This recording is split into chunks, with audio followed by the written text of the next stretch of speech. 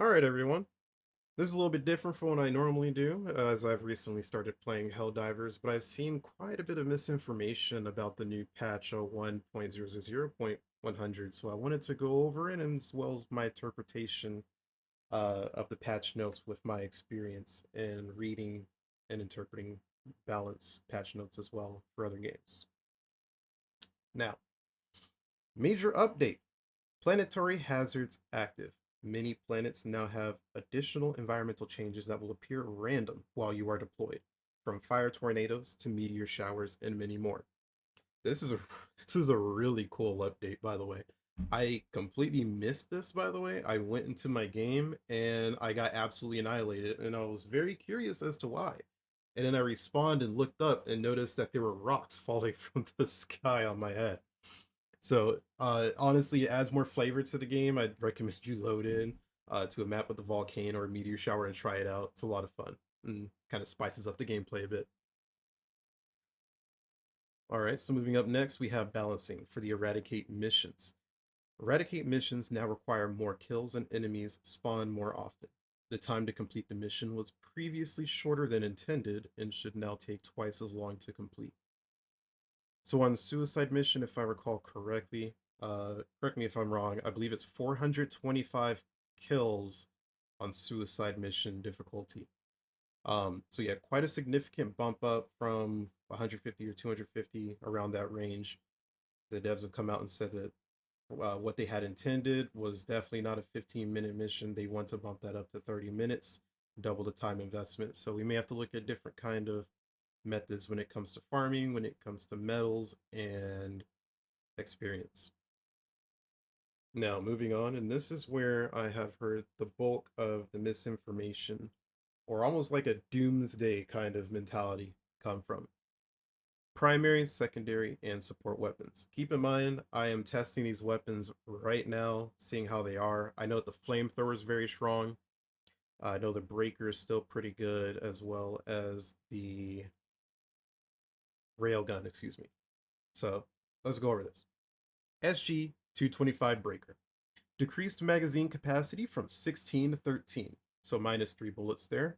Increased recoil from 30 to 55. Now that's probably the more significant. There's an overall drop off of damage minus the 3 bullets, but the double in recoil will make it so you can actually feel that recoil now. Whereas beforehand, I really didn't feel it. So whenever you fire that gun, you may need to actually start aiming down under certain circumstances to ensure that you can hit weak spots or things like that. Now, I believe that this is the first shotgun that we unlock, or one of the first, SG-8, the Punisher. Just like the Slugger, this one fires buckshot, increased total ammo capacity from 40 to 60. Increased stagger force, increased damage from 40 to 45 per pellet. That's actually a very sizable increase here. That's 20 bullets to add to reserves. A lot of guns that are good always end up struggling from ammo issues just because since they are useful, you want to use it all the time and it's your primary, so of course you will. 20 bullets is pretty good. Also increasing the stagger on a shotgun with multiple pellets and then increasing the damage, granted only 5 damage, it's still a lot. I'm very curious to try to Punisher now because this is one of the most underrated guns that I haven't really used, and this seems like a pretty sizable buff. Y'all have to let me know what y'all think about it as well. Moving on to the Shotgun 225 Spray and Pray Breaker. This was a very interesting gun that I enjoyed. It didn't really have too many practical uses, but it was an absolute blast to use. Spraying so many shots and just staggering everything. The only thing is that it took a lot to kill. So, increased armor penetration. That's wonderful because it really suffered from that. Everything would just bounce off. Increased fire rate from 300 to 330. Increased pellets from 12 to 16 per shot. And decreased mag size from 32 to 26. So, 4 more pellets per shot.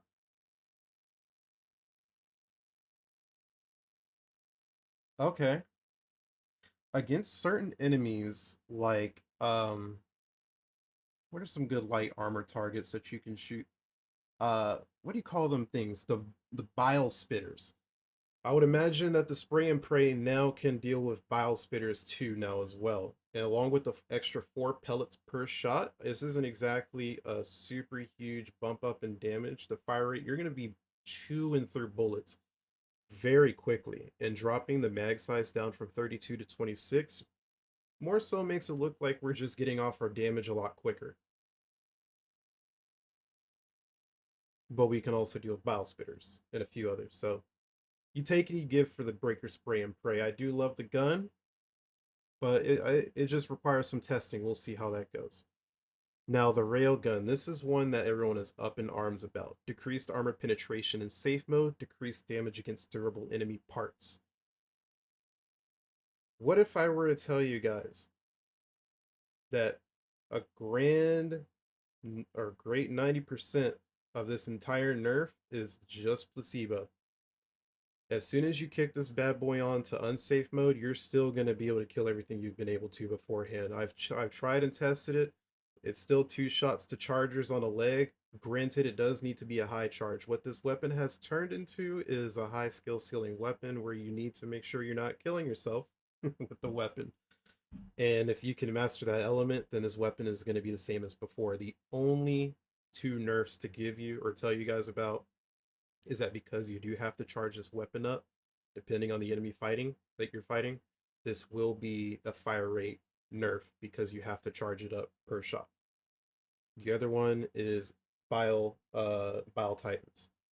I've done a few tests. I think it took like 7 to 8 shots, which I think is the norm or so. Shooting them in the face, but with full charge. Now moving on to the flamethrower, increased damage per second by 50%. Now this per second is the actual flamethrower hitting the enemy. This is not the dot damage. But don't sleep on this change because that 50% increase to the flamethrower is absolutely ridiculous. If you add 2 people with this flamethrower, you are going to absolutely melt chargers in seconds. They will be eviscerated, evaporated, and turned to nothing but ash. And lastly, here the laser cannon, one of the ones that I'm most excited for. I thought that the cannon had so much potential, and I used it. And to be honest with you, I found it quite lackluster. And so they came in with the buff for it, increasing the damage against durable enemy parts, increased armor penetration, and improved ergonomics, which I believe is just the handling on the weapon. If you turn, uh, your crosshair is going to turn with you a lot faster. However, increased damage against durable enemy parts, increased armor penetration. These are massive because now we are hearing reports that people are now able to take out charger legs with like 3 to 5 seconds of continuous shot, albeit difficult, but you can now destroy charger armor with the laser cannon.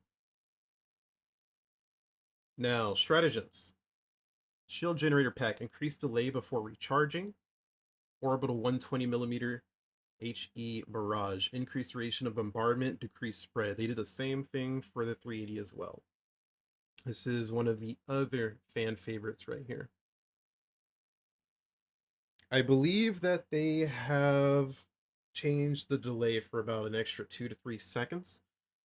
And that's pretty much it. I'm still on the fence about something else. I think they may have ninja nerfed the max or the completely full recharge on the generator pack because I stepped on a mine and I blew up and I tested it 3 more times and I died every single time. Whereas I know for a fact you could survive that before. Aside from that, we have general fixes, much needed. Fixed armor rating values not reducing damage is intended, a huge one that people have been wanting, me included. One of the bugs here that was fixed was the def camera angle where you would just look at your body the whole time. But in general, these are all of the fixes. So you may pause and review them. These patches are, or these fixes are not the focus of this video. I just really wanted to preface and say for certain that the breaker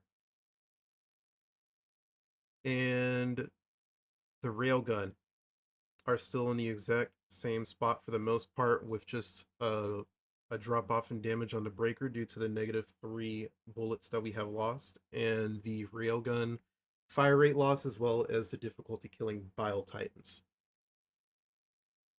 The only real nerf that I see is the generator shield pack, which I'm on the fence of with that ninja nerf. But aside from that, guys, that's really it with the patch notes.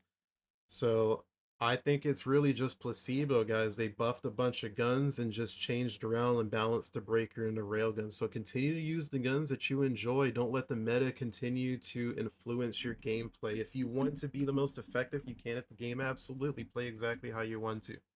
But if you just want to play how you want to, if you want to run the guard dog with the laser cannon and a scythe, be my guest because I'm gonna try it too. That's all I have for you guys today. I just wanted to go over this with you and talk about the changes. Don't let anyone influence how you play. Play how you want to. That's it for me. Out.